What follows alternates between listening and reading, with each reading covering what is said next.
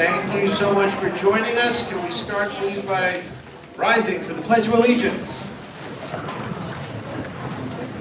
I pledge allegiance to the flag of the United States of America and to the republic for which it stands, one nation, under God, indivisible, with liberty and justice for all. Thank you so much for joining us for our second meeting of the new year here at the Still Cantiac Elementary School. Today is Free Thinkers Day, designed to celebrate opening up your minds to new ideas, thinking outside the box, and freely expressing ourselves. All concepts that we promote heavily here in Jericho, beginning early in our elementary schools, including Cantiac, with our growth mindset philosophy, which I'm hoping is still a thing. I'm not quite sure. Is it still a thing? Growth is still a thing. Great.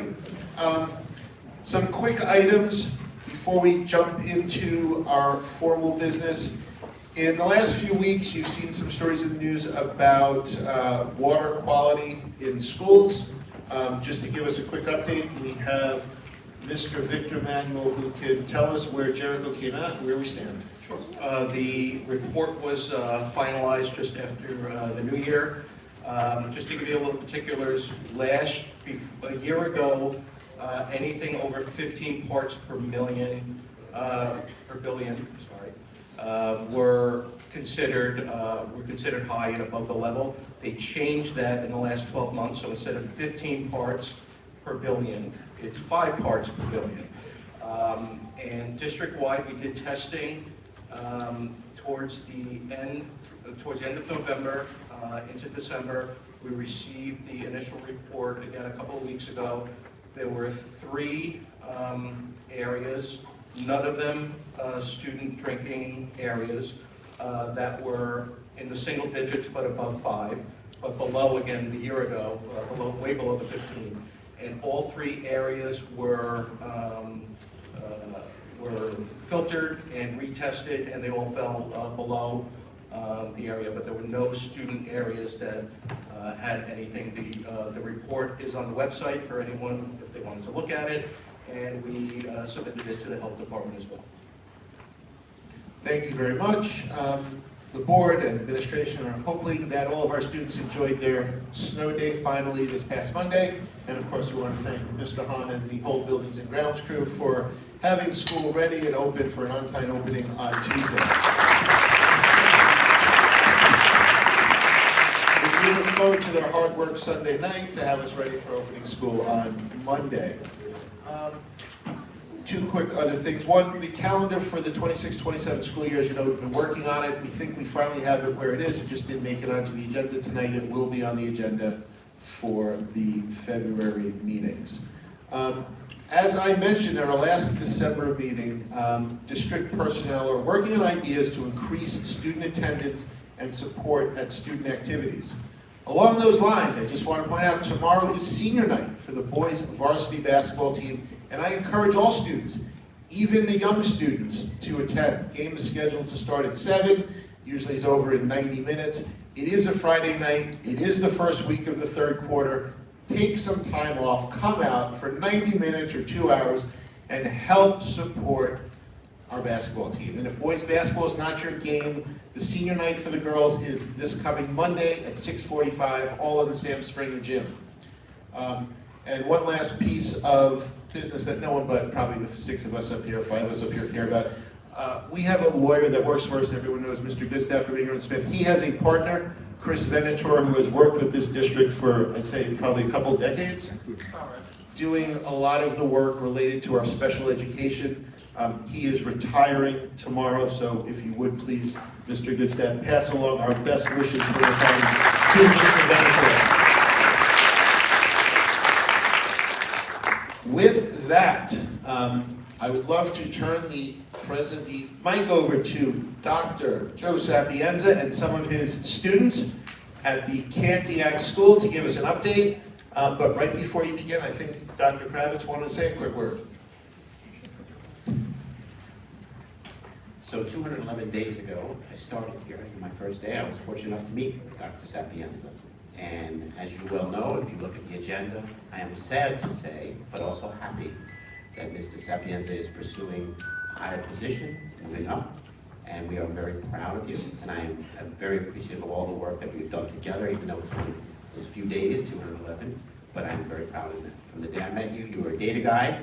That was the thing we were talking about all the time, so I appreciate the time that we spent together. And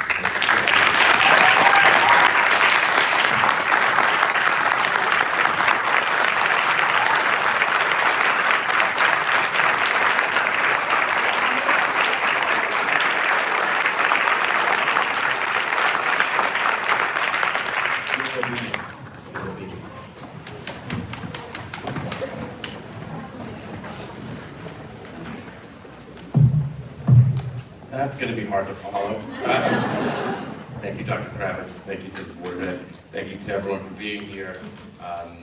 Tonight's not about me, but please accept my heartfelt thanks.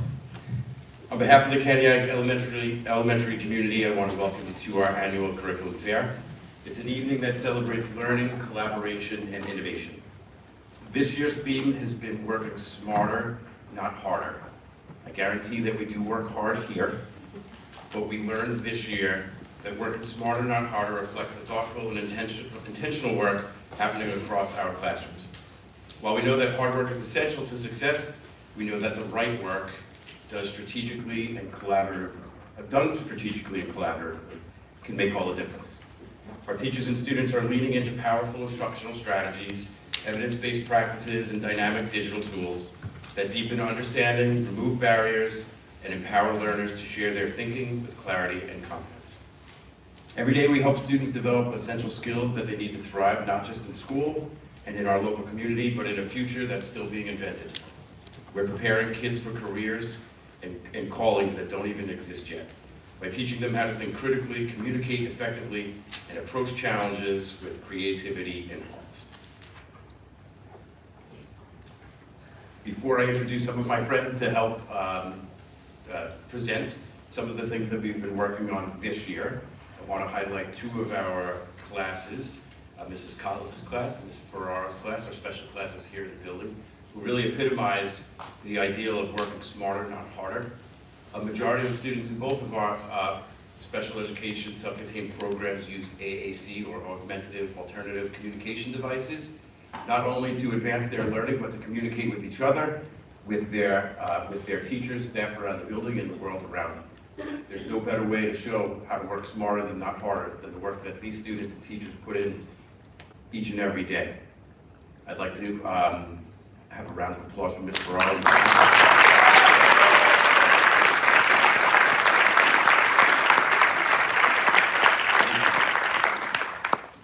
Without further ado, I'd like to invite some of my Kaniak friends to tell you a little bit about the things that they're doing in their classrooms to work smarter, not harder.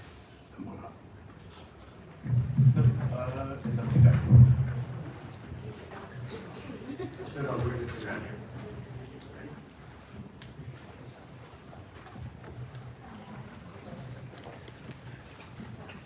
My name is Grace. I am a kind kindergarten kid. We are finding ways to learn smarter, not harder. My name is Amelia. I am a kind kindergarten kid. We use games, a smartboard, and iPads to show what we know. We know a lot about kindness.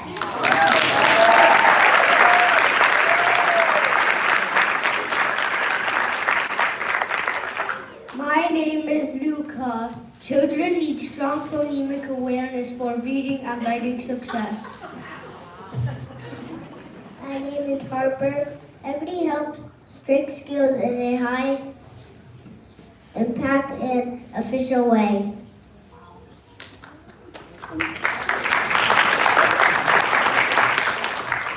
We are Heather and Heather Daniels.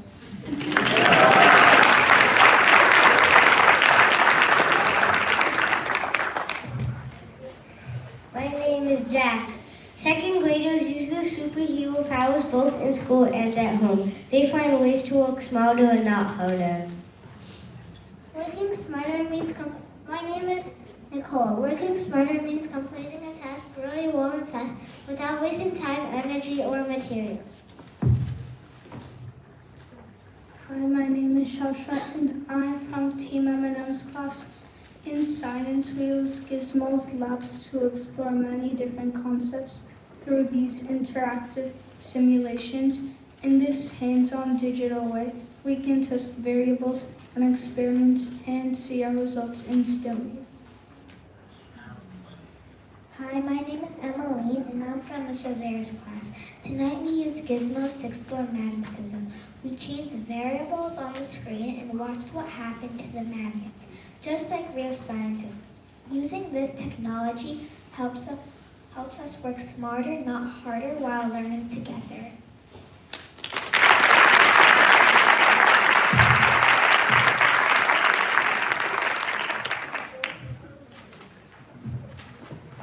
Hi, my name is Lena. I'm from Ms. Cerullo's class. 4th grade classes are working smarter, not harder, by using Canva AI to create original images. Hi, my name is Liliana. We use text evidence and descriptive language from a variety of text types to create images that closely match the movies we make in our minds. Hi, my name is Ryan. The 5th grade is working smarter, not harder with Franken Stories. It stitches a story together. Every student writes a part of a story. Hi, my name is Joy. So then the class votes on their favorites. Franken Stories generates a story written by the whole class. Franken Stories help with collaboration, creativity, and digital literacy.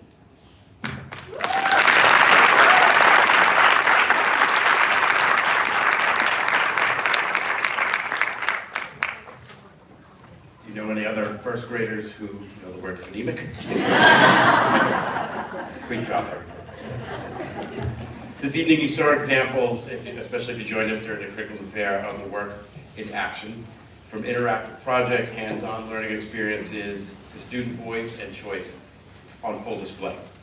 What you're really seeing though is the product of a strong, supportive village. So with that, I want to thank our Board of Ed, Dr. Kravitz and the Central Administration for providing us with the resources here and in all the buildings to do the work that we do, to explore, to try new things, to test things that are sometimes a little scary or new to us, but to be able to do it with their full support. And I want to thank our community of parents and our teachers who also go off the deep end with us and try things out that are sometimes a little scary and new to learn, especially to our staff, because we are always learning as well. So many of the tools that you saw in the slides and in classrooms tonight are things that our staff also had to learn and acclimate to in order to be able to teach it. So a big round of applause for all of those mentioned.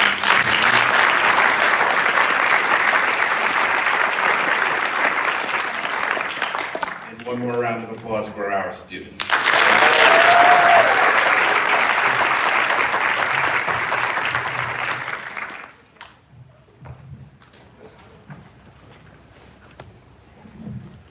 Thank you so much, Dr. Sapienza, and thank you to all your students. It's a pleasure hearing from you tonight. We always let the parents take their children home early, but before you go, in hopefully about 8 minutes, Mr. Manuel is going to be presenting budget update number 1, and it would be great if you just listen how we're wisely and prudently spending all your money. Stick around for a few more minutes. The kids are going to find it really interesting, and they'll explain the numbers to you later tonight. But before we do that, we've got to get to our middle school update. Can I please have 8th grader Yash Devjani and 8th grader Brooke Rand for the middle school update.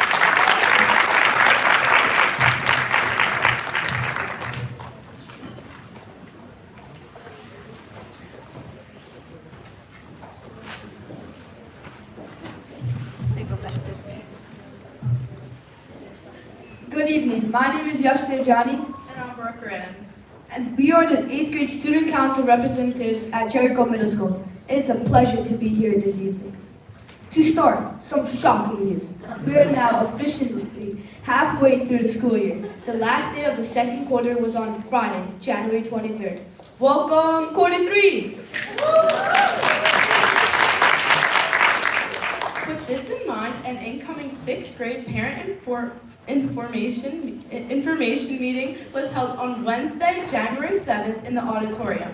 Administration and staff provided important information about school programs for incoming 6th graders for 2026, including transitioning, assessments, guidance services, middle school philosophies, and social emotional literacy.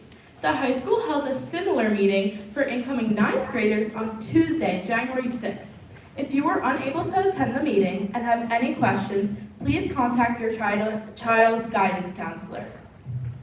Are you a fan of the Three Little Pigs? Then you absolutely must join us as we put the Big Bad Wolf on trial in the middle school performances of Big Bad. Play auditions took place on Thursday, January 15th. Recently, students attended a riveting assembly on addiction featuring renowned neuroscientist Dr. Stephen Dewey. An evening assembly was held for parents. If our latest snowstorms haven't made it obvious enough yet, we are well into winter season. We are well into the winter season. That also means the beginning of the middle school winter 2 sports season, which began on Tuesday, January 20th. Tennis or badminton, anyone? More exciting news, the middle school winter band concert took place on Wednesday evening in the auditorium. Our middle school and high school POPs concert is Wednesday, February 4th at 7:30 p.m. in the auditorium. Congratulations to all the participants. You don't need to be a kid to enjoy a good read aloud. Even middle school students can and will enjoy listening to a good book during a read aloud day on February 4th. This is an international celebration of reading. There will be authors from around the globe virtually sharing their stories and reading aloud to Jericho students. What a wonderful way to connect with literature. We are looking forward to this exciting day. More exciting news. Friday, January 30th is Jericho History Day, a day to recognize 7th and 8th grade students who have been working on independent research projects in their social studies classes. This year's theme is Revolution, Reaction, and Reform in History. Students have the opportunity to advance in their projects with a chance to advance Long Island History Day. We are proud of their work of the middle school students and look forward to future competitions. A school day where there isn't any homework assigned or required studying for next day tests isn't just a fantasy, it's a reality. On Thursday, February 5th, the middle school will recognize our district's next family night. This will allow students and families more time to bond and enjoy dinner together. Please mark your calendars. Upcoming dates to remember are Friday, February 6th for the Middle School Diversity Day and Culture Food Exchange, and Friday, February 13th for our celebration of PS I Love You Day. We would love to tell you more, but we will hear all about it next time we meet. Well, that's for now. Have a great evening.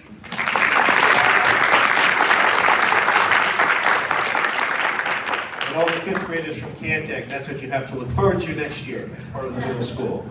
Next, our high school update. Can we please have Ms. Emma Zhu and Mr. Dev Lakhani?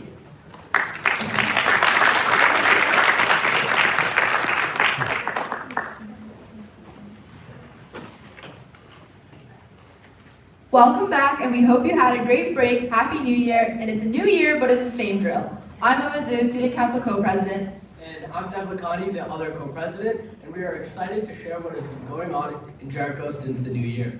Starting off, in the languages department at Jericho High School, students are preparing for upcoming cultural festivities that come with the new year. Students from the Italian Honor Society are making mass to celebrate Carnival, highlighting Italian culture and tradition. At the same time, students in our Chinese language classes are getting ready to celebrate Chinese New Year with a dumpling making workshop and festival, giving students hands-on ways to engage with cultural tradition. On behalf of the English department, we are proud to share that Aryan Mukherjee, a grade 11 student, won the 2026 Nassau County Family Court Dr. Martin Luther King Jr. Essay Contest, with his essay on our amazing security guard Julius, who we all know and love. Aryan was invited to read his essay during the Dr. Martin Luther King Jr. program on Thursday, January 15, 2026, at the Nassau County Family Courthouse, representing Jericho High School with distinction. Jericho High School's literary magazine, Pegasus, has been selected to receive the rank of first class in the 2025 NCTE Recognizing Excellence in Art and Literary Magazines program. Congratulations to all the students involved in Pegasus and to their advisor, Dr. Hartnett. Now, turning on to athletics, Congratulations to senior swimmer Cherry Lee for being named one of just 21 students on Long Island recognized as a News 12 Scholar athlete. As part of this prestigious honor, Cherry earned a $1,000 scholarship from Four Leaf Federal Credit Union, reflecting her commitment to excellence in both academics and athletics. Additionally, our varsity boys basketball team currently sits in first place atop their conference, led by junior Max Deutsch and senior Max Spector. The Jayhawks are making a strong push toward the playoffs. In the pool, boys swimming has already qualified Tristan Yang, Tommy Yuan, Kyle Kim, Engels Wang, and Iker Nira Suarez for the state championships. With just a few meets remaining, Jericho Swimming is aiming to send even more athletes to states. Great things are happening across our winter seasons. Go Jayhawks! As usual, science and technology are thriving with a lot of great updates to share. This month, 10 Jericho students earned recognition as Regeneron semifinalists. These students include Anchita Agarwal for her study on the genetic impacts of breast cancer treatments, Ariana Dur for her research on a novel approach to preventing food allergies, Cynthia Tian, our Board of Education representative here, for her research on marine plastic degrading enzymes, Vedant Balani for his research on novel hurricane forecasting models, and Tom Yuen for his research on genetic algorithms. Additional Regeneron semifinalists include Kevin Liu for his research on autism, Justin Zhao for his research on the infection strategy of particular bacteriophage, Franklin Lee for his work in predicting drug interactions, and Li Ran Zhao for his novel machine stair climbing design. We are also especially excited to announce that Ashka Shah also placed among 40 nationwide finalists and will compete in Washington, D.C. in March, with her work on cancer signaling pathways for even more recognition in Science Talent Search.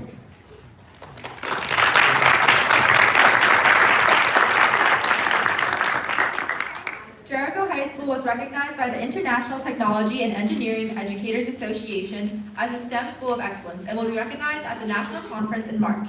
Technology and research programs were recognized for the academic opportunities and professional experiences provided to Jericho students in engineering, film, robotics, agriculture business, research, and healthcare.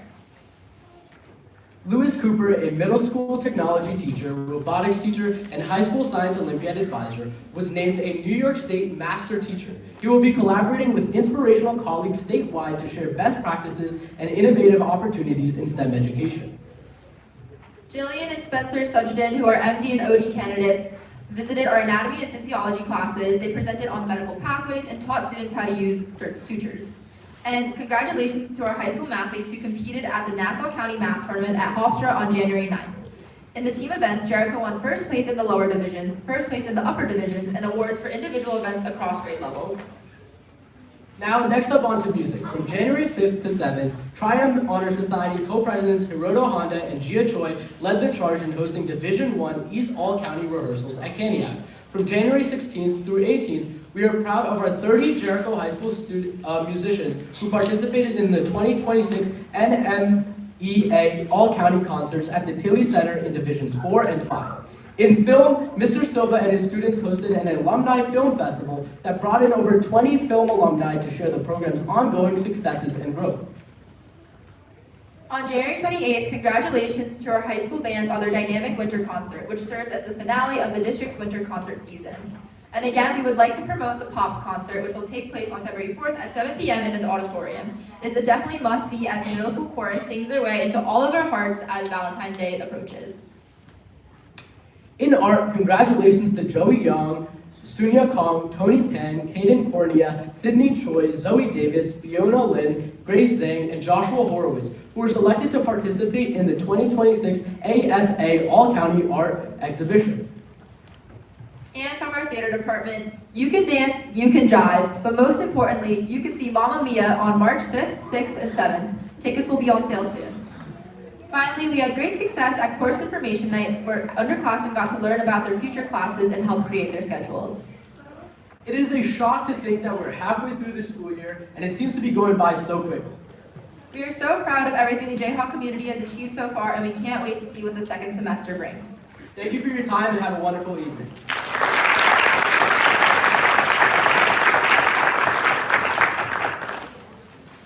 And with our final update of the evening. I welcome Ms. Aileen Gingo, President of the PTA Joint Council.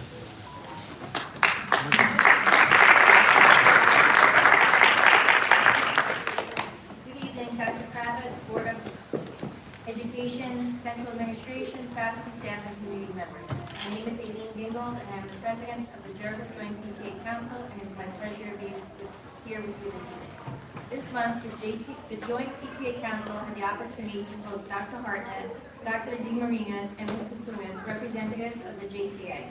Together, we engaged in a thoughtful discussion centered on our shared commitments to delivering curriculum with compassion. Our conversation focused on strategies to better support student stress management, use of AI in the classroom and in professional development, and ways to strengthen connections between students and teachers.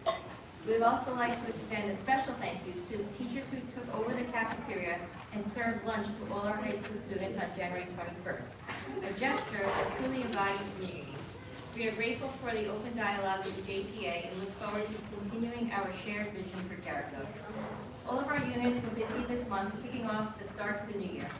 Canty-I hosted a very successful holiday boutique and marked the final day before break with a school-wide clap-out celebrating the retirement of Joe Meyer.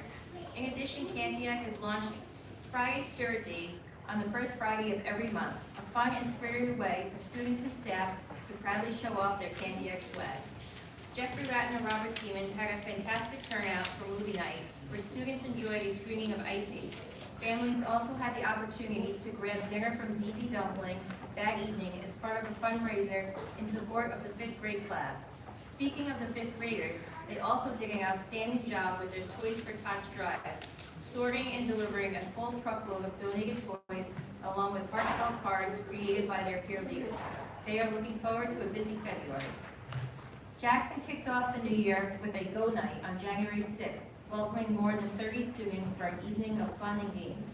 On January 22nd, the PTA hosted a pizza party to celebrate the Reflections participants. The following day, January 23rd, the PTA met with the Nassau County Bus Patrol to discuss bus safety, and later that evening hosted a lively bingo night for the Jackson community. In addition, the Jackson PTA is partnering with the high school this month from January 12th to January 30th for a winter clothing drive to support those in need. All donations will benefit St. Vincent de Paul. The middle school PTSA hosted an informational meeting for parents on electives and course offerings on Thursday, January 10th. On January 13th, the school proudly recognized its Reflections participants with an impressive total of 57 entries by treating students to pizza and boba. A special thank you to the PTSA for sponsoring Dr. Dewey's visit to Jericho on January 14th. Students enjoyed an engaging daytime assembly, while parents were invited to an informative evening presentation. As always, Dr. Dewey was an exceptional and insightful speaker. The high school PTSA is hard at work planning its annual staff and faculty luncheon with the middle school scheduled for March 11th, an event that continues to grow and improve each year. The senior committee is actively fundraising for the senior party, which will be free for all students and held on June 3rd in the Sam Springer Gym. In addition, the PTSA fundraising committee is working hard to support senior scholarships as well as Jericho's first ever junior banquet scheduled for May 15th. SEPTA held a very successful chess night on January 12th and as usual packed the room. On February 5th, they will be hosting a joint meeting with the middle school on teaching with the adolescent brain in mind. Finally, SEPTA is preparing for All Abilities Month in April with a movie night and a guest speaker. More details coming in the next month. Thank you and have a good night. Thank you very much. And as these parents already have the idea, if now that you've heard the updates and your children have had enough, please feel, we'll take a moment while you collect them. Thank you again for coming, for the children for presenting, and for their brothers and sisters for coming and listening. Mr. Manuel just doesn't draw them like he used to. It's like an old 70s couple. You've heard it before.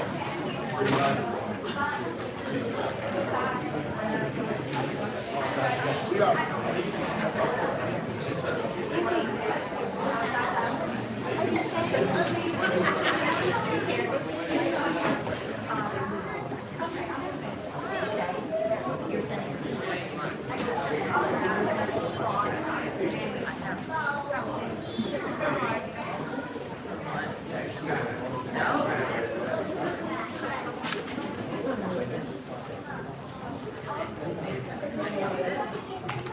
hardcore crowd is still here, so we will quickly move to the superintendent's report.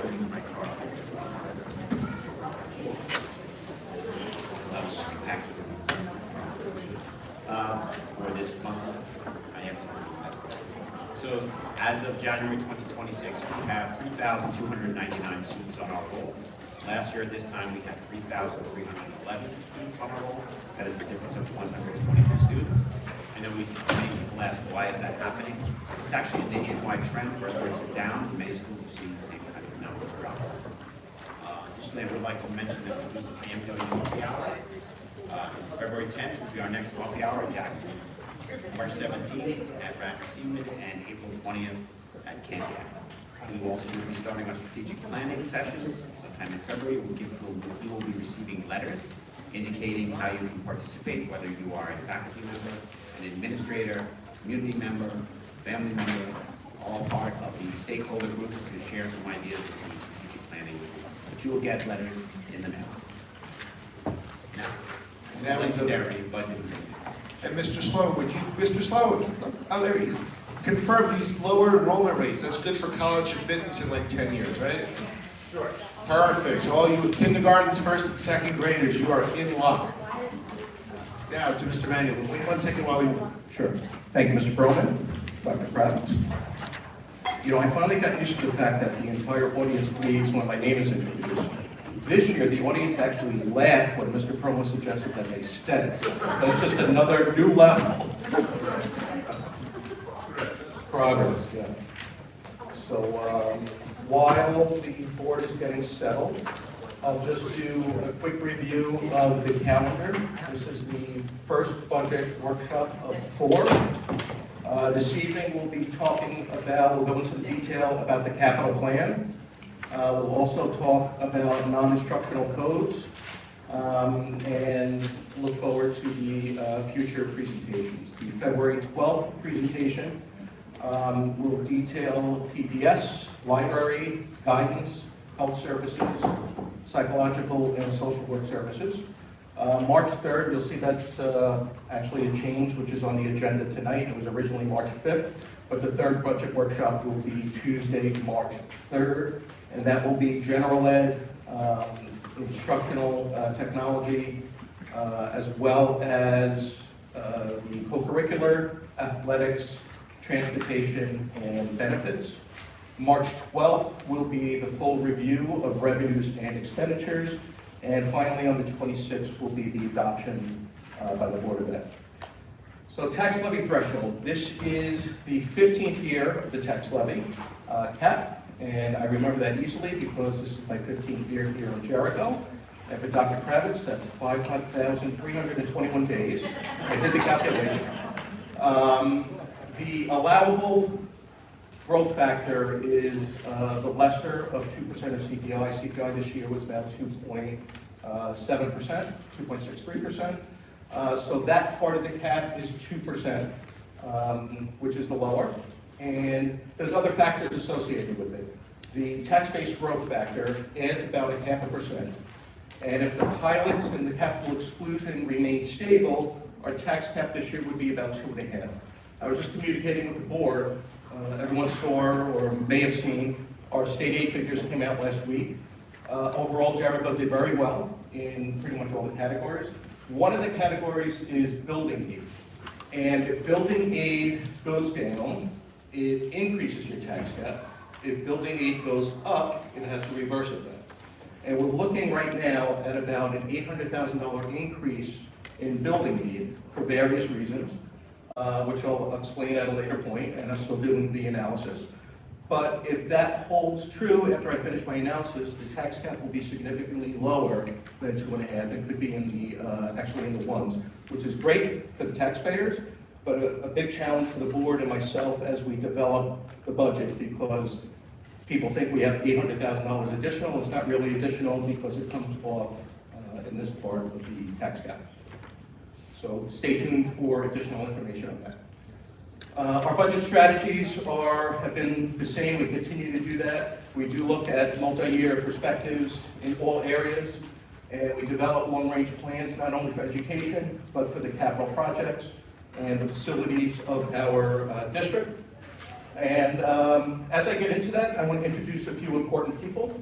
Our architect, John Grillo, is here. Michael Hanna, Director of Facilities. And school construction, we have Will Reese and Bob Caliendo. And there is a new young person that I don't recognize. I'm sure he's part of your group because he's sitting in between you. John's son, Matthew Grillo, very nice. So I'm going to ask John to come up first. And first, I want to thank this group of people. This past summer, I know it was a long time ago, but the entire high school, middle school was closed the entire summer as we rebuilt all of the electrical due to the flood that we had a couple of years ago. This building, all of the windows on the top floor were replaced. Jackson, the auditorium was refurbished, and we did some bathrooms district-wide, and we opened on time without an issue. So, thank you. And the ask Mr. Chairman to come up to talk about some of the projects that are already approved by the community that are going to take place this summer. Thank you. Good evening, everybody. So these are the projects that we're planning for, as Victor had said, have been approved by the taxpayers, approved by the State Education Department. We've received bids, and we're just collecting now our bonds, insurance, and the paperwork so we can hit the ground running in the summer. We're continuing with our district-wide masonry. That's one of the projects that there's always masonry going on.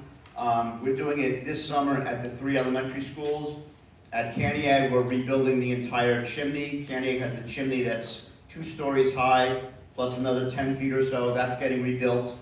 At Ratner Seaman, there's about 63 small work locations where we're either repointing mortar, replacing cracked brick, scraping and painting lentils. And then at Jackson, there's about 55 or 56 work locations we have to address, as well as, although not nearly as the extent that we had at Williams, we have to rebuild the exterior or the long wall of the gym at Jackson. That's going to take place this summer. That's just another one of the buildings that was built 60 years ago. The masonry wall was non-reinforced, so 60 years worth of wind coming across the fields and pushing on it, we have to reinforce the walls, not nearly what we had to do last year at Williams, where we literally had to take exterior walls down and build them back up. We have the next round of bathrooms. We did bathrooms at Jackson last summer. We weren't able to do them all because we had to flip-flop between programs in the summer as well as the work that took place. We have the next round of bathrooms at the secondary school, and at the end of this summer, all of the multi-stall bathrooms throughout the district, the large group bathrooms, they will all be done. And now we'll be looking at some of the smaller bathrooms to do. Some more of the nurse's office, a couple of bathrooms in the cafeterias at Seaman and Jackson that we want to get done, a couple of other little areas. Windows. So last year we did phase 1 windows at Cantiague, the 2nd floor. This summer we're scheduled to do the 1st floor. The reason we broke that up into 2 summers because inside the panel, the solid panel, that's not the glass part, there's a panel and then there's an asbestos core in there. You just can't go in there and pull it out. You need a separate crew to come in their tie-back suits, their half masks. It was too big of a project to do in only 7 or 8 weeks in the summer, so we broke it up into 2 summers. 2nd floor was done last summer, 1st floor will be done this summer, and then similar at the high school. Last year, if you're at the field looking at the back of the building, we did the left side of the building, which was more the 2-story middle school. This year, we're going to do the high school 3-story curtain wall. That's just another project you really can't do at nights and weekends, because when they take the section out, they're literally opening up the exterior wall of 3 floors, and that'll take the whole summer as well. Then we're redoing the elevator at the high school. The shaft is staying, but it's 60 years old. We're going to take it out, replace the cab, replace the car, replace the doors, the controls, but the masonry shaft as well will stay. And then the last piece of the last of the exterior doors at the Ratner Seaman. Yes, the exterior doors at Ratner Seaman will be done this summer as well. Again, we had to wait until the summer because the perimeter caulking is asbestos. They have to come in with another crew. They got to remove the asbestos caulk, take out the doors and frames, put everything back in place, and then recaulk it. So that'll keep us busy for the 8 weeks during the summer. Oh yes. I forgot the gym floor at Carnegie is being replaced again. The waterproofing material underneath the gym floor is asbestos. So in the summer, they'll come in, they'll rip up the wood floor, they'll rip up the asbestos mastic, put down a new vapor barrier, put down a new floor, and then the plaster ceiling outside the little theater at the high school. We did the right side, if you will, 2 summers ago. This year, we're gonna do the left side. So all of the plaster on both sides of the hallway, the original part of the high school will be done this summer.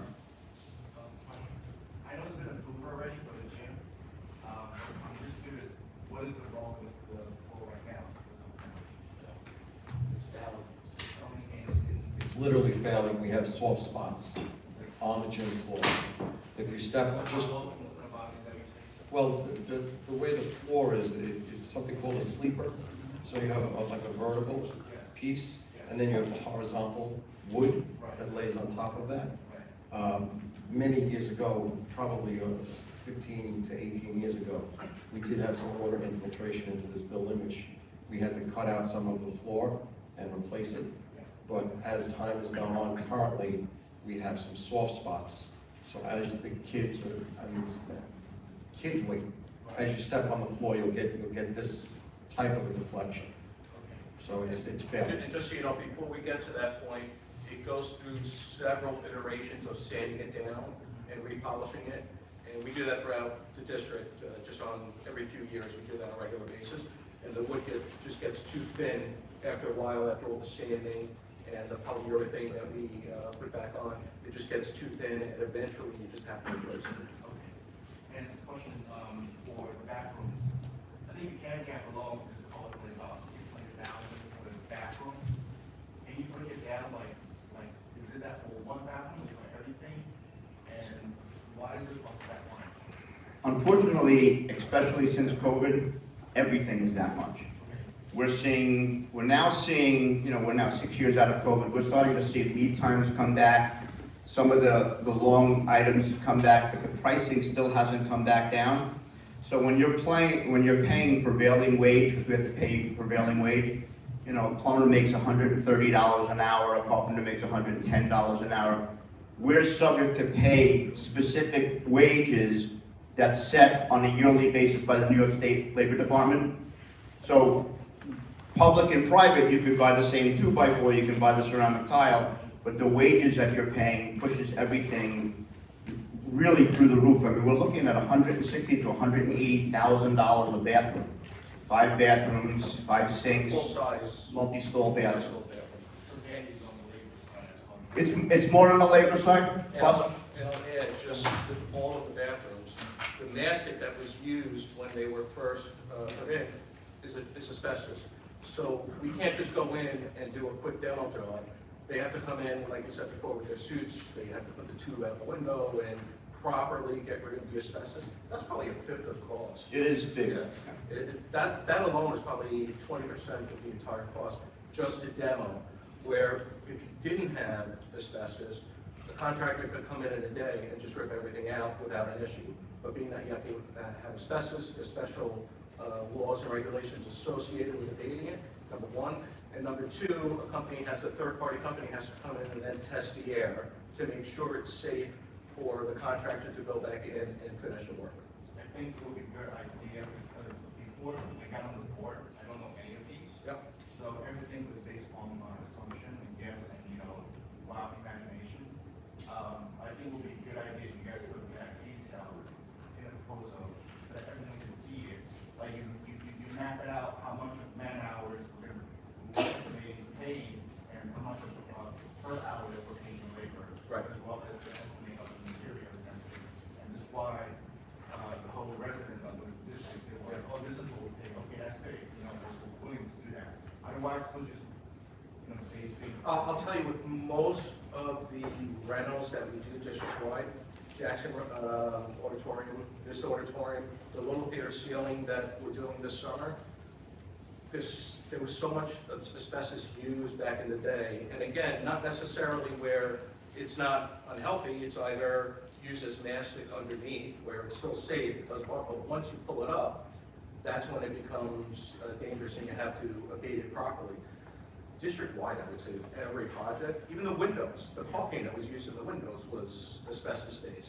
So even that is, and again, you're adding 20% on just to abate it properly. And again, to your point, people don't realize that until someone asks a question, and then we can talk about it. And then to your point, all of the projects are publicly bid. So we pick a day, you know, February 1st at 11 o'clock, all the vendors must bring their sealed bid. We open bids. We can't, like in the private side, you could get 3 or 4 or 5 prices to renovate your house.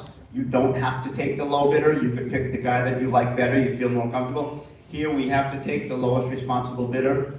There's also other paperwork that kind of covers and protects the district in terms of performance bond and a labor and materials bond. So the contractor, if he goes out of business, he wins the lotto and he runs away, the bonding will cover the labor and material as well as the performance of the work. And the other thing that is very, very expensive is insurance in New York State.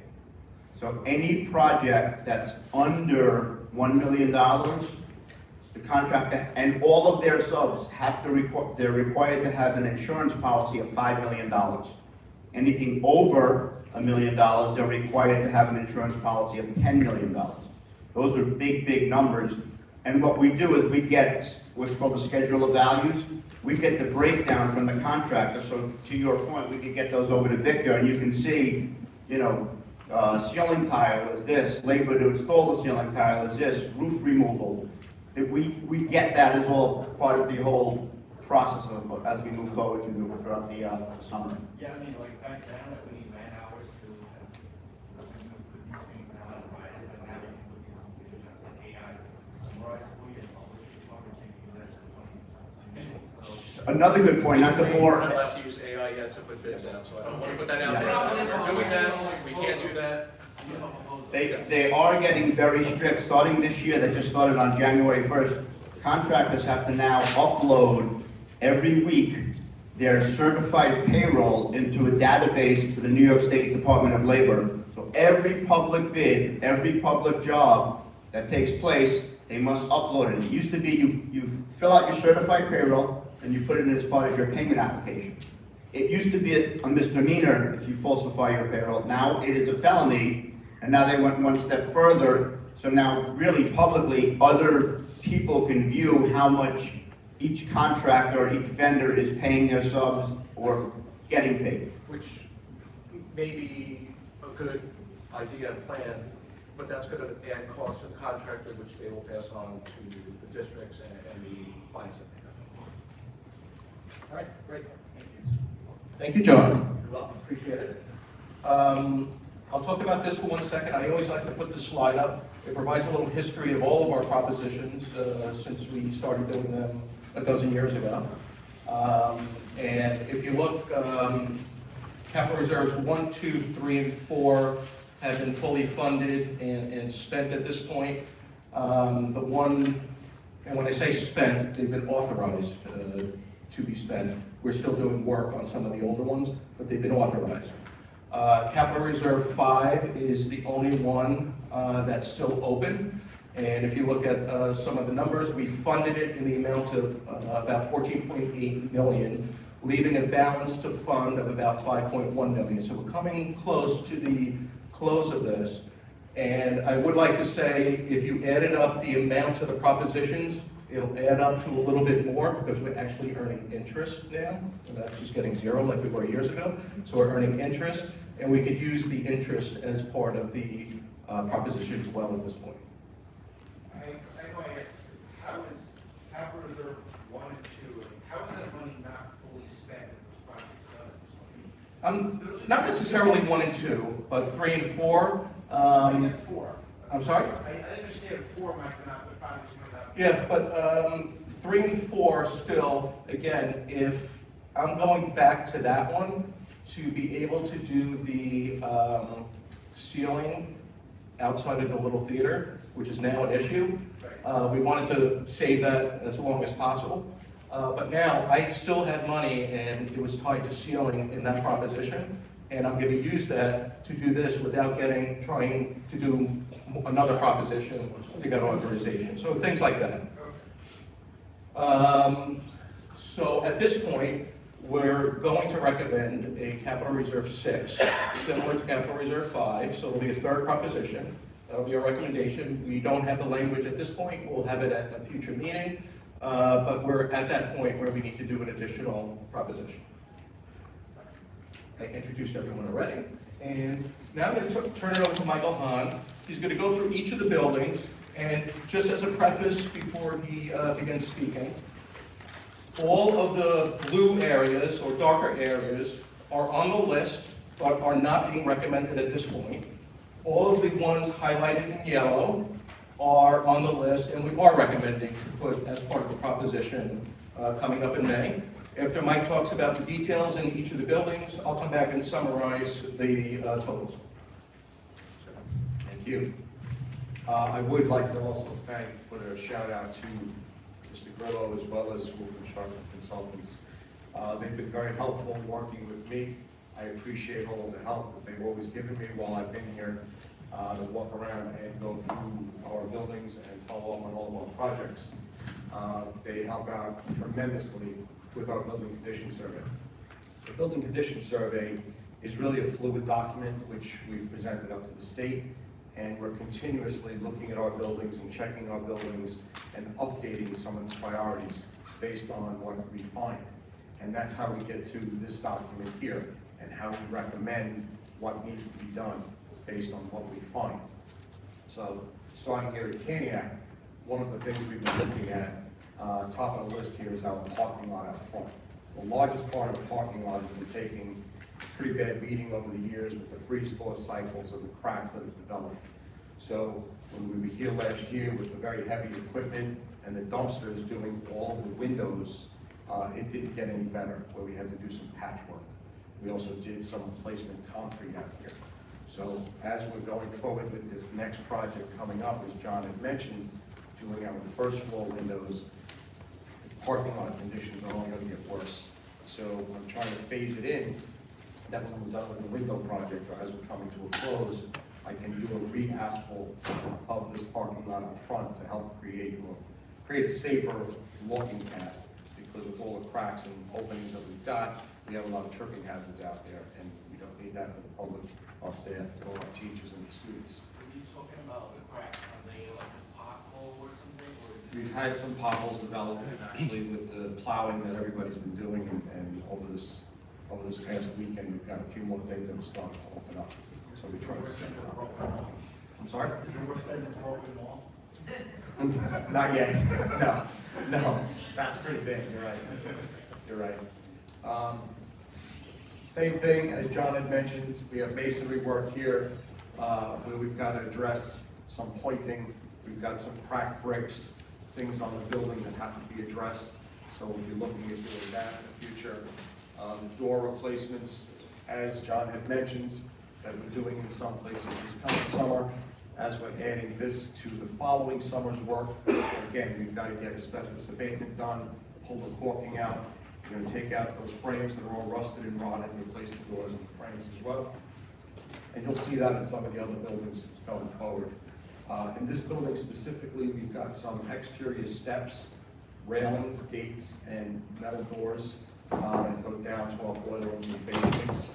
And again, part of the masonry work over the years, they've just been deteriorating. So although it's really my staff that goes up and down those stairs, it's getting to a point where it's very much a tripping hazard, so we've got to address those as well. The interior walls, again, I don't have to read it to you. We've got some minor cracks, some things that are splitting, stress, so we have to address those. And the elevator in this building, as John had mentioned, with the high school, we have the same problem. It's an old elevator, shaft stays in place, the cab, the controls. Controls are the biggest issue, because as these things fail, we don't have replacement parts for them. So our vendors that we deal with, our contractors to do these repairs, they're going through a lot of effort to try to rebuild old or used parts, just so that we can keep the elevators going. So there's going to come a point we can't do that any longer. So if we don't make it new, we don't have an elevator. So we have to address these now. Can we go back to 75? Sure. The minor airline cracks, is that the main cause of the 195 just everything else. Like, I'm trying to understand like what the pain is. So the hairline cracks are things we're monitoring. In this building, what concerns me, and unfortunately in the world we live in, between the main office and the cafeteria, it's basically a fishbowl. Unfortunately, we now have to, in my opinion, remove a lot of that glass, really secure some of those walls, less vision, less ability if a bad guy comes in, that they can see into the space. We want to reduce the glass from the hallway side, so if God forbid we're in some sort of a lockdown, there is a place to hide in there. I know right now in the cafeteria, you would withdraw into the kitchen, but just, we need to, save time. So I really want to get rid of a lot of the glass, especially in our cafeteria area. So that's the bulk, because the glazing that we'll put back is the ballistic graded glass, and then we're going to do some hardening of the walls. So that's really the bulk of that, 190,000. And then finally, what you'll also see in some of the other slides is the heat generating system. So our boiler rooms are very hot. Unfortunately, the classrooms that are in spaces in both those rooms, those boiler rooms, are also extremely hot. So what we're going to try to do, one, by putting the insulation on the ceilings, it'll cut down on that heat load in the classrooms, making them comfortable, but hopefully also cut down on some of the noise. Are we required to have elevators built into the middle school and can't add into the middle school? A handicap accessibility, absolutely. And second, the pavement that you're doing for that repaving the parking lot, if you're not doing the project above it, which your case would be. Well, we don't have to do the whole thing. For argument's sake, this side lot here, we did that a few years ago. So I wouldn't do the entire perimeter of the building. This I'd only focus on the front. How long does that 250 last us for versus the full 7.7? Want to do 7.7? Wait, it's not, the 250 is not part of the 770, it's in addition to the 770. So the total amount is supposed to be on there. No, I understand, but how long does that 250, are we going to actually spend the 250 again in 3 years because we haven't done the 770? No. So the area, like I had mentioned, the area we did on the side of the building, we won't address that until it becomes a problem. And we did that a few years ago. So it's been, That's what I'm saying, 2 years or 5 years? oh, that's probably 5 years ago. That's probably 5 years ago I opened that up. Because I had to redo the drainage and everything. You say what's the lifetime of that project that happened 5 years ago? Another 5 years? Possibly 5. Possibly 5. I mean, it could always be worse. You got to decide the full set was the equivalent of the full 770 project. If you open it up, you put new base in, and Right. you put new drainage. Right. And so that paving is going to last a lot longer than this 250. Actually, excuse me, I stand corrected. I did that before COVID. That's how long ago I did that.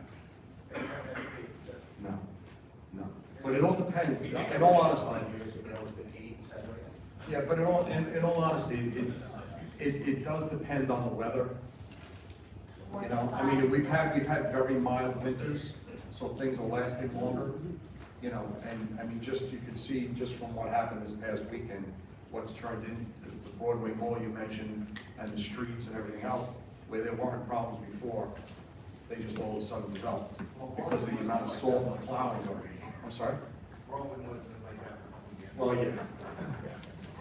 But So you're saying it doesn't make sense to find the 770 because it would make sense to, but it's not what you're shooting for. I don't think so. In my honest opinion, I don't think it's necessary at this time. You know, I like to address what we need to do. Well, let's say, when you do 770, you're gonna have to do, anytime, like, we did 250 now, in 2 years, he says we have to do 770, we're gonna have to replicate 250 again. No, because No. the 250 he's saying is a separate area. Yeah, no, I'm not gonna look to do, if we do either this summer or next summer or following summer, I'm not gonna be repeating that again unless things really deteriorate. And when you look, like, even the You other said side, the 250, Mr. Randall said the 250 is on top of the 770. Yeah. So if you did the 770, you would then have to also do the 250. right, So whenever we do the 770, we're gonna have to do 250. No. No. No, the 250 is separate from the 770. What I do is the 250 now, I do now. If and when we ever get to the 770, that's going to be different than what I'm looking at. Correct, correct. So it'd be and then, it wouldn't necessarily be an addition, you're just saying the 250 for precedent. Correct.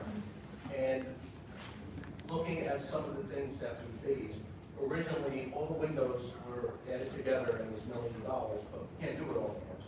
So you'll see, and I think Jackson, we split it up into 3 phases, where you originally just had windows with a full dollar amount, because we want to get started on it. That's what I thought if we did the 250, it wasn't alleviating the 770, we have to redo the 250 in 3 years instead of 770. I'm saying we don't. Correct. I have a question. These are all estimates, right? These have not been paid out. Correct. So, I guess, how often does it happen that our estimates are like way off, or even 10, 15%? I don't usually like to compliment Mr. Grillo. He actually has done a really good job in Jericho when it's come to the estimates. Of course things aren't exact, but I would say over the years they've come in under more often than over. Okay. And so it's just balanced itself out? It balances, and that's why when I do the proposition, while there is some specificity in the proposition, I also try to make it somewhat general. So if I'm doing windows in a couple of buildings, I'll say district-wide windows. If I know I'm doing ceiling and lighting in a few buildings, I'll say district-wide ceiling and lighting. And I always put security in there because, you know, at some point there could be recommendations that come down from the state or from Altaris where we need to do something relatively quickly, and I'll have that in the proposition where if something does come in a little bit lower, I have access to some of that funding, and the wording was in the proposition. So we do that purposefully. How much of a cushion do you really have in the capital reserves for? So we have Not coming under, but we have contingency built in probably in the 10 to 15% range, but in that contingency is the architect's fee, which is a few percentage points, the construction manager, which is a few. Obviously, we have to do legal ads. If there's any special consulting we need that's on. not a cushion, that's already part of us. It's not hard. It's part of the 15% contingency. No, it's not even, it's 15.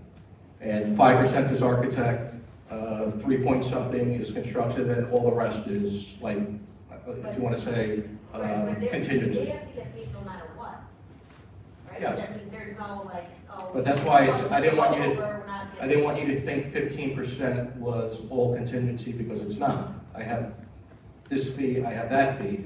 Part of it is contingency. But if we're estimating, let's just say it's $1 million, and some things came under, but some things really pushed it over and now it became 1.1, of course. In totality? Yeah. Of course, that could Do we happen. have a cushion for that, or has that ever happened? Maybe You don't have, there's no like empty pot of a cushion. I mean, we budget a cushion, and again, like I said, we have been fortunate where it's been under more often than it's been lower. And again, the way we word the proposition, if I did it too tight, then if something was under, I wouldn't even have the availability to use it on something else that may have come in over. So that's the way we kind of build the proposition in order to provide the district, the board, as much flexibility as possible to do everything that we intended to do with the highlighted items. So for example, give me 2 numbers up there. What was the pavement department? Elevators 460, and give me a second item. Pavement's 250.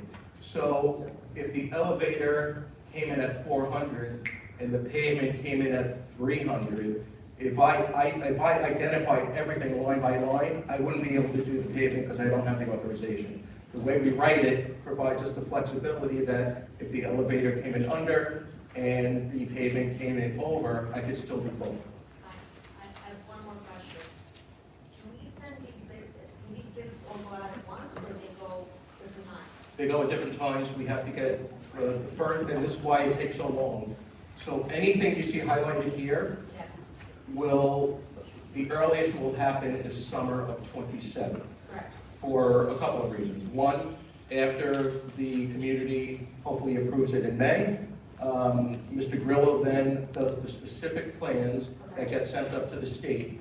And they could take anywhere from 3 to 9 months to come back with approval.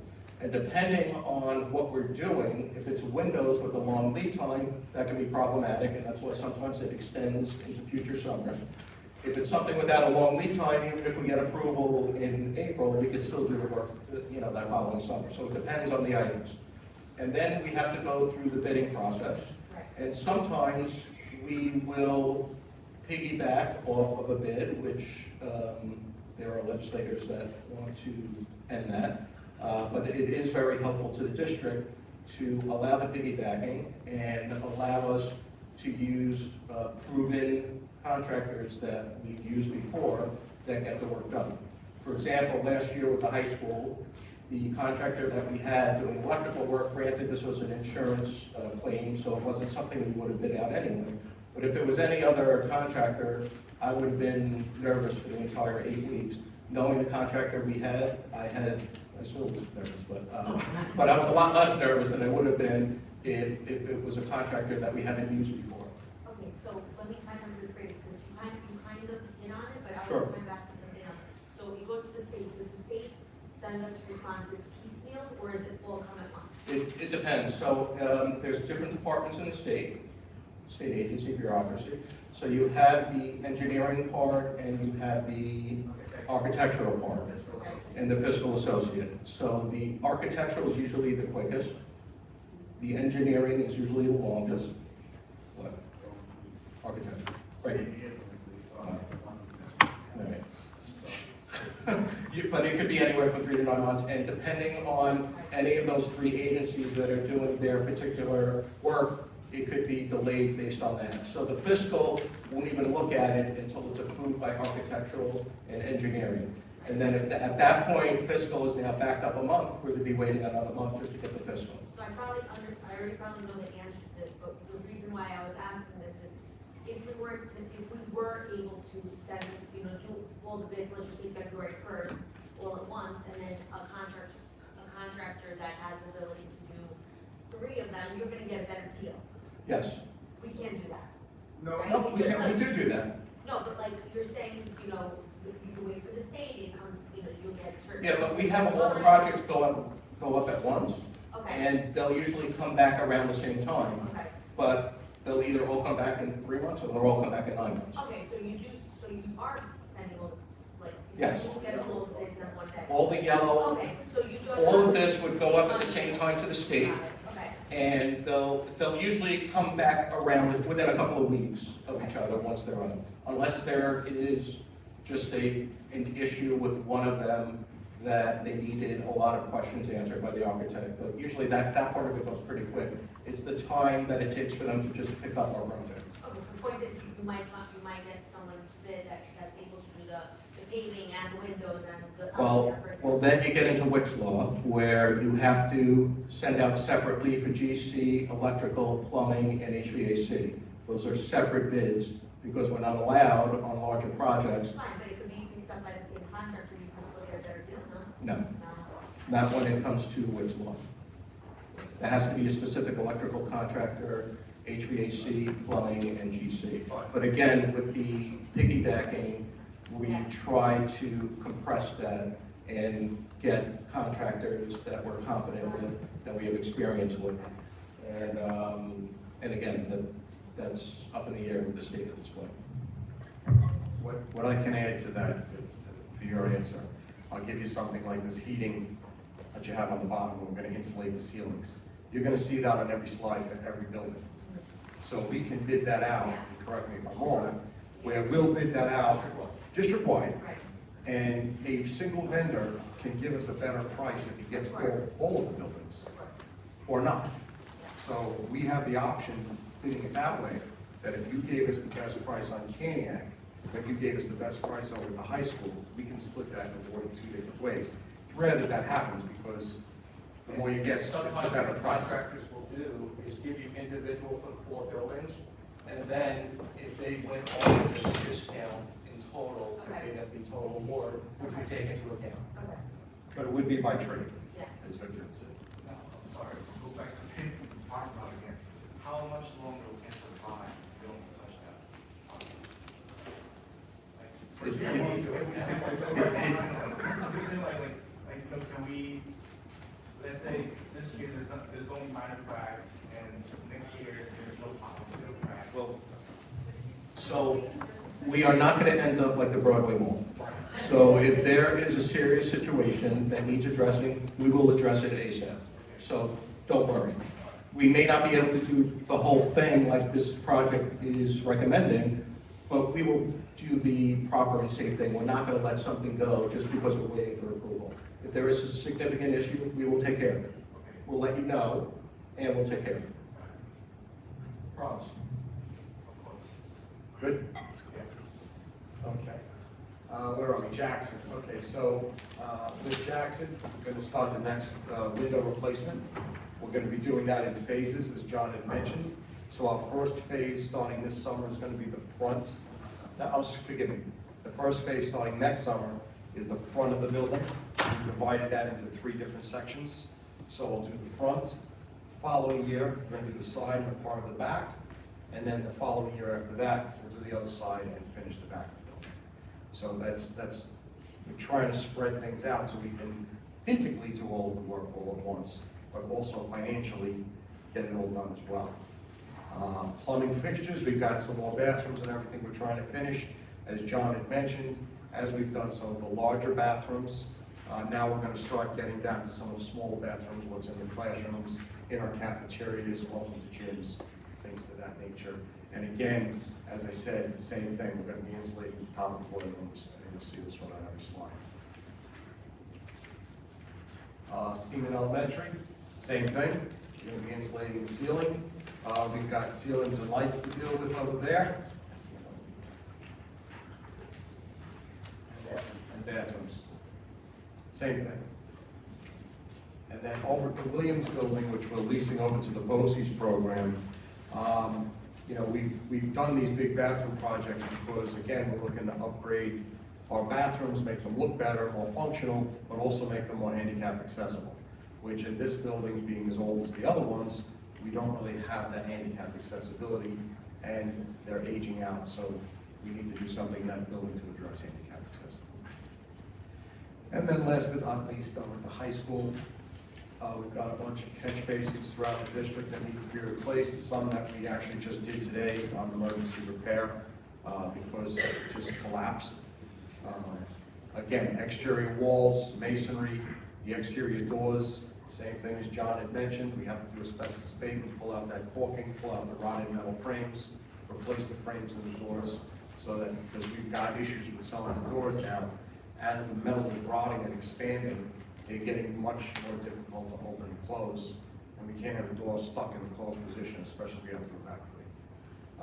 Again, insulating the boiler and ceiling, and then we're looking to add upgrading our pool locker room, take care of the tile floors, the walls, new lockers, and renovate that and bring it up to date. And that's it. Sir, appreciate it. So the top half of this spreadsheet is a totality of everything on the list, including the highlighted items. The bottom half are just the highlighted items that we're recommending for this year's propositions, totaling just under $6 million. The funding for that will come in 2 pieces. One is from the Capital Reserve 5, $4.7 million, which is what we have in that reserve at this point. And $1,275,000 comes out of the general fund budget transfer to capital, which I will show you later on in the presentation where specifically that falls. And we have some excellent Halloween pictures here. The one on the left is one of my favorites. And future capital plans, again, with the assistance of course, our Director of Facilities, Mike Hahn, John Grillo, the team from School Construction. Eric Ramos is in here, but he's the guy that's here on a day-to-day basis throughout the summer. It's a fascinating process. We meet weekly. There's a lot of activity going on with the contractors, disagreeing on a lot of things, and we push to do what's best for the district and make sure we get things open in a safe manner come August. And you said that, so the comprehensive, formal, official building condition survey was completed last year, so Yeah.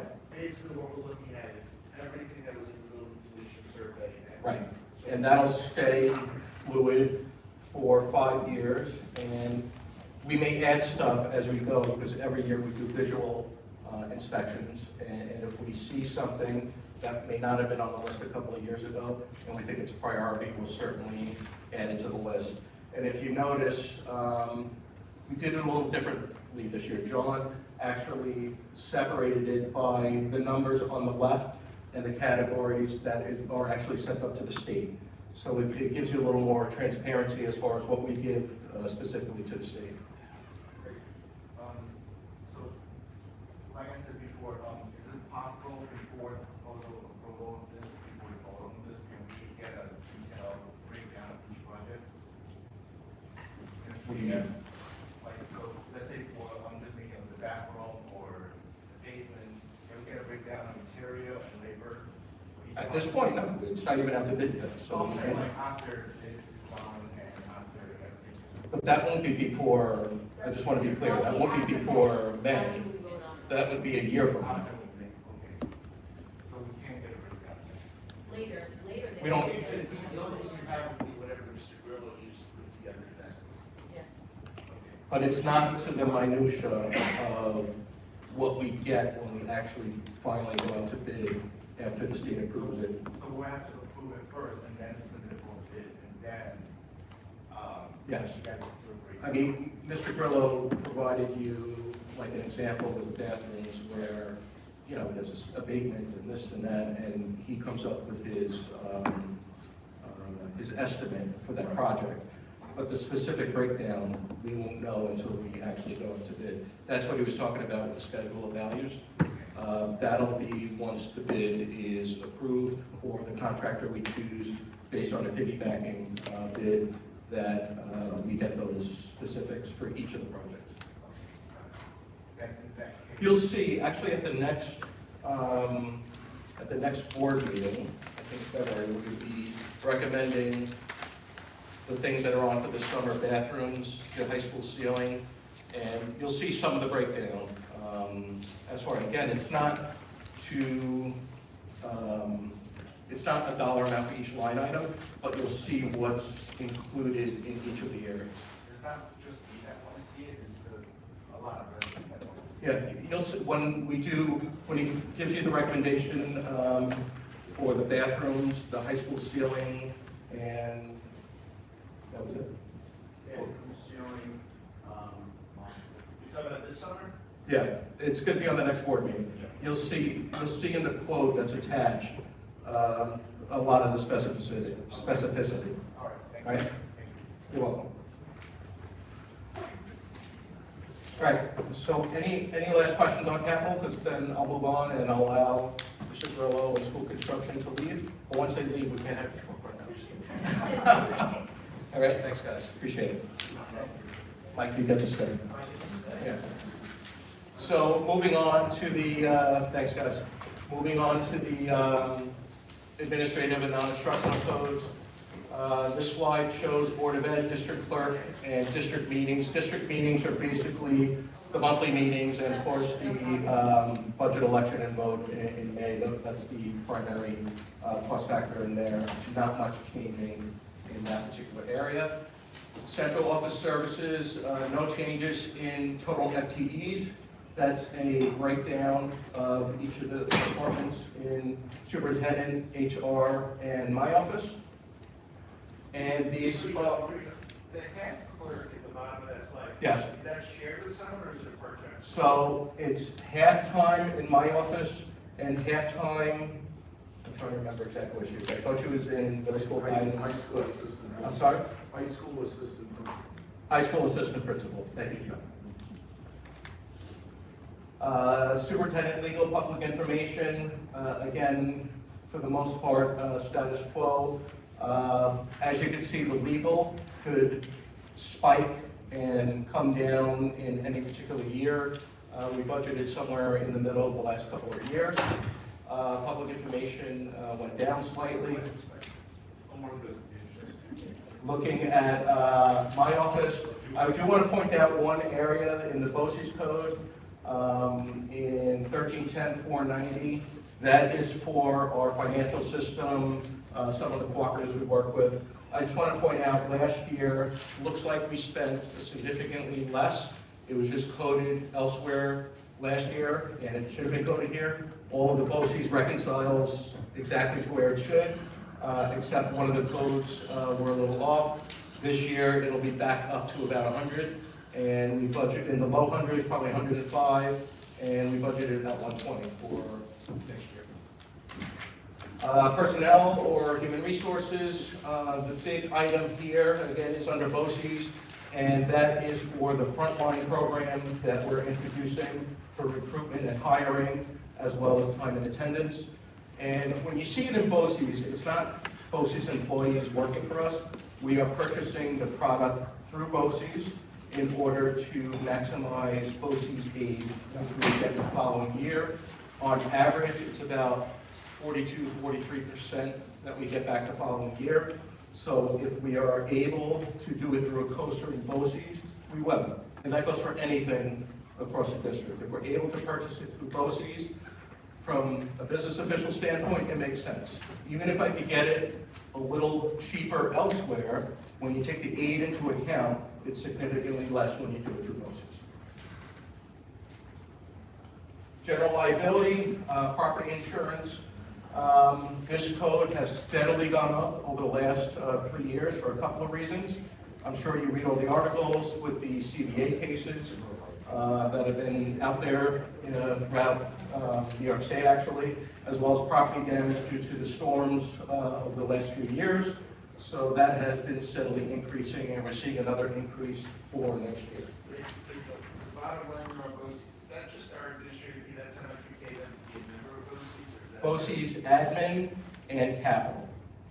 So their capital costs flow down to the school districts, and it's prorated depending on the size of the district, the wealth of the district. But that's our share of just being a member of BOCES. If we were to It's drop not, out of BOCES, that. we can't drop out of BOCES, so it's different. You could drop out of NISBA. You don't have to be a member of NISBA, but you can't drop out of BOCES. We have to be part of BOCES. And BOCES costs, when it comes to administrative and capital, gets prorated throughout the districts within that component.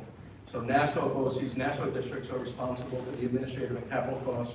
For Nassau BOCES, there's a Western Suffolk, there's an Eastern Suffolk, and then there's 19 others throughout the state. So we're required by some law to be a member of Yes. BOCES, but if we. It's not a member.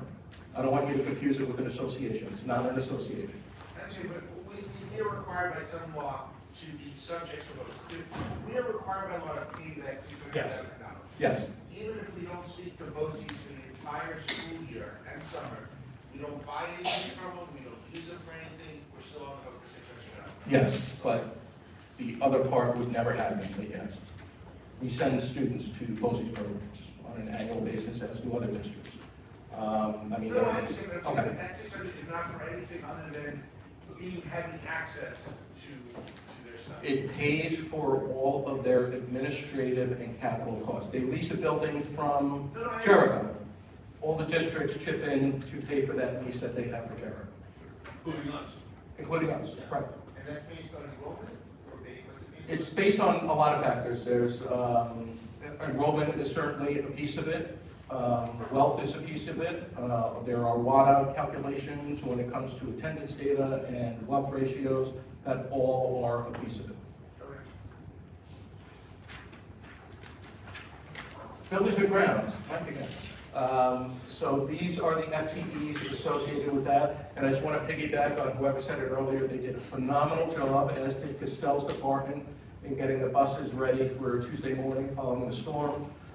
So again, congratulations to everyone. We haven't had a storm in a long time. You lose like some of the things that you normally do when you have a big snowstorm. First one in 4 years, and it was like we had one last week. Do we use the bus roof cleaner We did. We've used it 3 times already this year. It's already paid for itself. These are some of the FTEs associated with maintenance, clerical, messenger, grounds.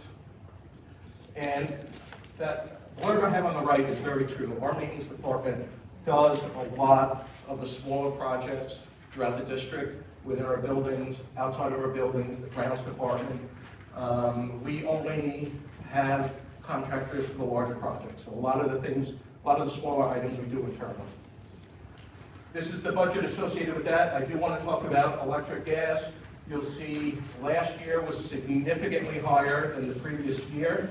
National Grid, I think I discussed this with the board, sent us an invoice back charging us for 2 years because their meter was wrong to the tune of over $200,000.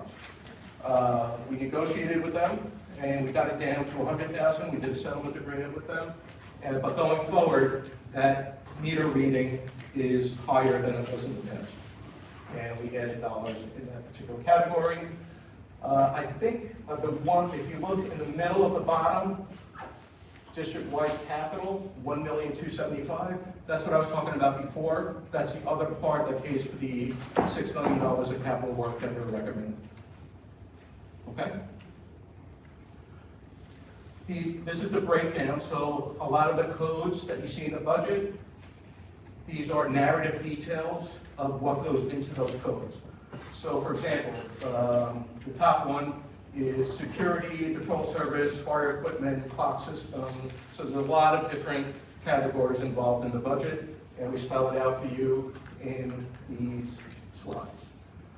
Some of the equipment for next year, and again, we usually buy anywhere from 1 to 3 B&G vehicles as replacement vehicles. Sometimes we'll add an additional vehicle depending on what the status of our department is, and this is where that is coded. Curriculum development and instruction. Again, these are all the FTEs. Nothing changed this year. Last year we had a reduction in 1 clerical in the assistant superintendent's office. These are some of the codes. This is 2010, which includes the 7 curriculum associates, assistant superintendent for curriculum. A couple of the curriculum associates, for example, PPS is coded in PPS. You'll see that next week. Guidance is coded in guidance. You'll see that next presentation. Building supervision. These are building administrators, principals, assistant principals, clerical associated with that, AP offices. Elementary schools, clerical associated in the main offices. Love that picture, by the way. These are the codes associated with building supervision. Nothing of significance has changed here. And upcoming meetings, February 12th, again, PPS library, guidance, health services, psychological and social worker. March 3rd is all the general ed, instructional technology, transportation, athletics. March 12th is review, and adoption is March 26th. Any final questions?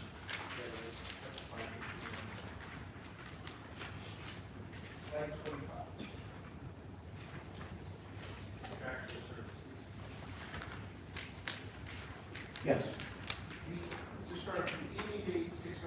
Is that in-count? Is that outside? I'm sorry, the top, you're talking about the top.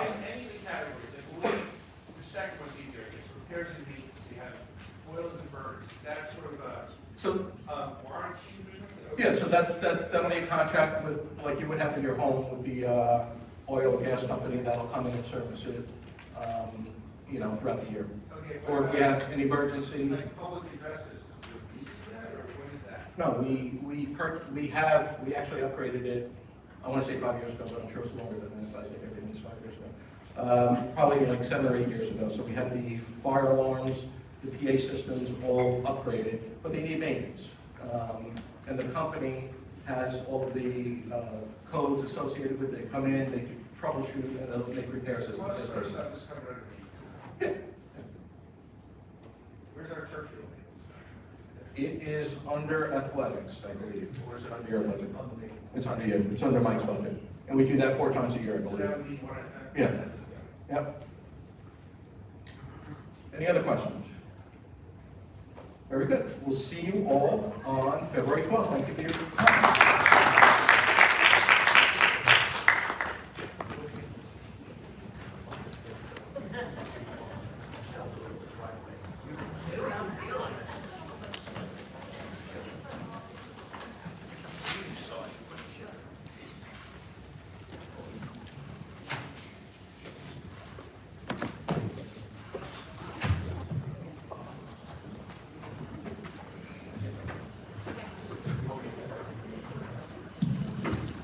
We'll do our best to make up time on the back end.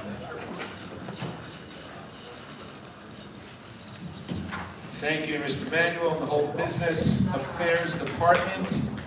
As everyone knows, developing the budget is a complex and extended process, and recommending the budget to the community is one of the board's most important roles. But now that you've sat here, we will move to opportunity for the public to be heard.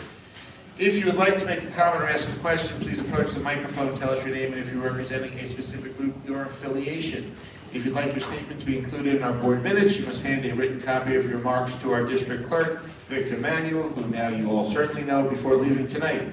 As always, public discussion on matters relating to staff and students during which their reputation, privacy, or right to due process, or those of others could in some way be violated, is prohibited.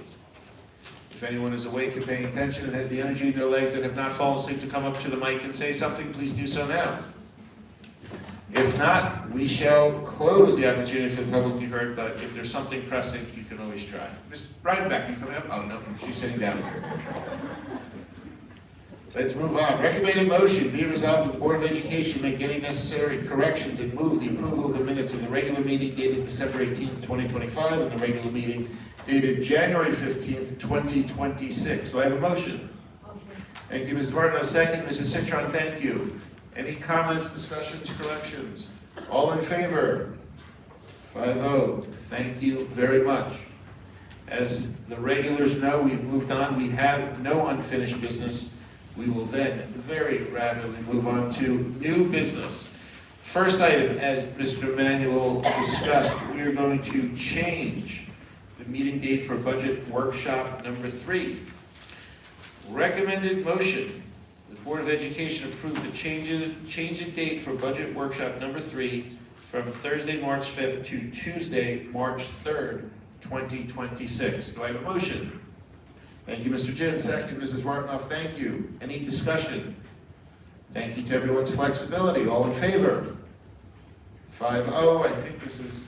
Dr. Balachandra raised her hand, though I couldn't see with Mrs. Martinoff's thick collar. It is cold in here.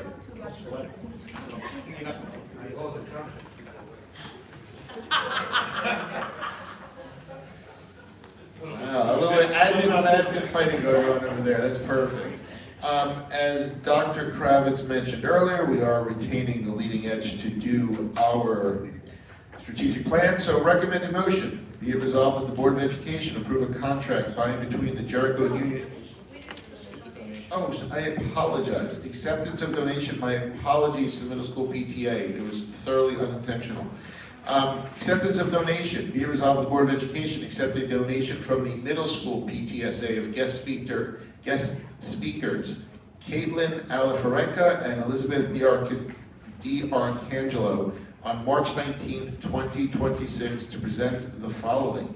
Malala, we are displaced and I will always write back. Mrs. Citron, thank you for a motion. Second, Mrs. Martinoff, thank you.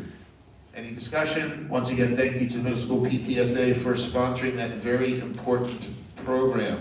All in favor? 5-0. Thank you very much. Now we will move on to the developing the strategic plan. Recommended motion, be it resolved that the Board of Education approve a contract by and between the Jericho Union Free School District and the Leading Edge for the purpose of developing a strategic plan. Motion. Thank you, Mr. Jin. Second, Mrs. Bartnoff is quick today. Thank you.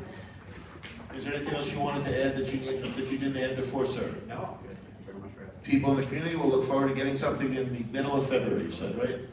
We appreciate, yes. Oh, we appreciate everyone's response. Please respond. It will definitely help us. All in favor? Thank you very much.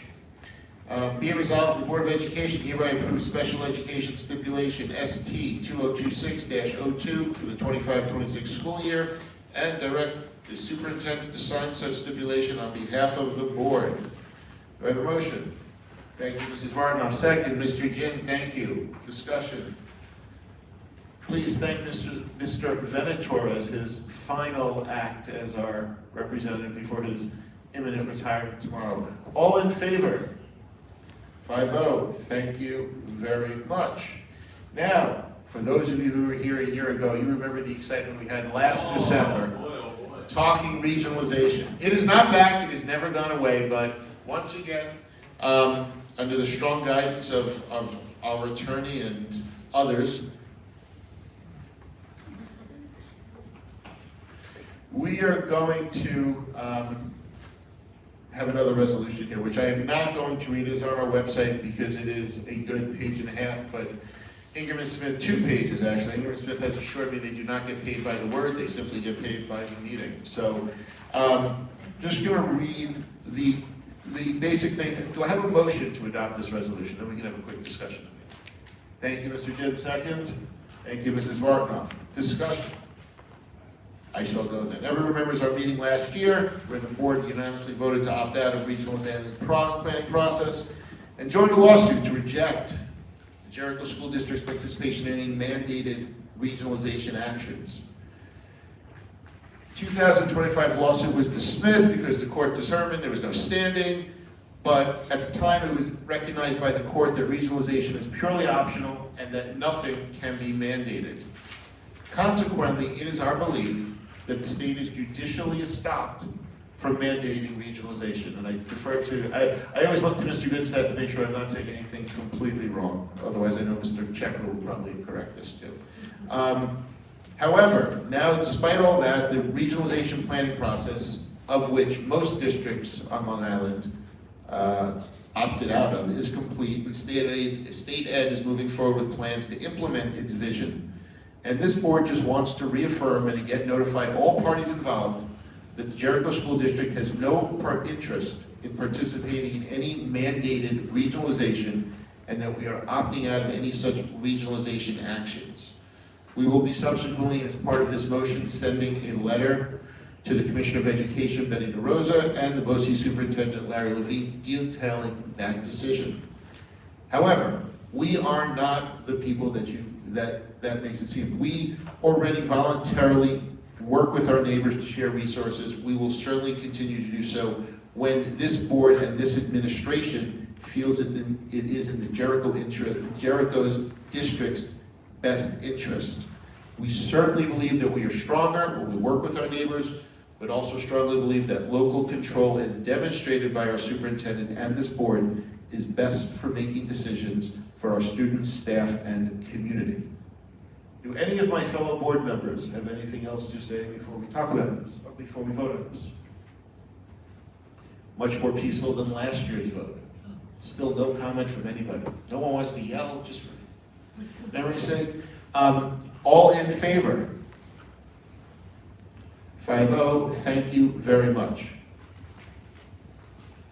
Unless one of my colleagues objects, I would like to move Schedule little I-1 Treasurer's Report through Schedule O, Services, Consultants, Doctors, revised. Basically the whole package in one motion, but as always, I'm happy to break out any specific schedules that a board member wishes. Then do I have a motion to move all of those schedules, little I-1 through O? Thank you, Mr. Jin. Second, thank you, Dr. Balachandra's on the board for the night. There we go. Any discussion? I think we've talked about the two main things here about its approval of a few million dollars in capital improvements awards, and the timing of that, I believe Mr. Manuel has already covered. And there is a retirement resignation schedule in there, so if you want to see if any of your favorite teachers, administrators, clerical staff are retiring at the end of this year, please, you're going to have to pull that package up off there. But as Dr. Kravitz already mentioned, the head of this building, Dr. Sapienza, will be leaving us at the end of this year. We all said see him go, and his name is on that list. All in favor of approving all of those schedules? 5-0, thank you very much. Does anyone have anything to add? Good, so we look forward to seeing, okay, motion to adjourn from Mrs. Barnoff, second by Mrs. Citron. We look forward to seeing many of you and others at our next meeting on Thursday, February 12th, where we will be treated to Mr. Manuel's presentation on the budget workshop number 2. All in favor of adjourning? Thank you. Tomorrow, of course.